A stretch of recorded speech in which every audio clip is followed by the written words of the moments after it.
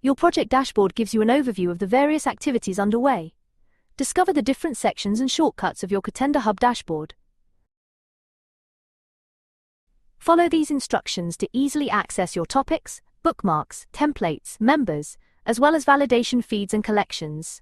Find recently updated topics in this section, as well as statistics on your topic lists. Easily access your favorite bookmarks here.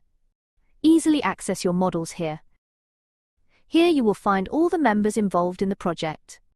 Easily access the latest validation flows here. Finally, access your collections here. This guide has shown you how to use the key features of the Catenda dashboard, including quick access to topics, members, approvals, and collections.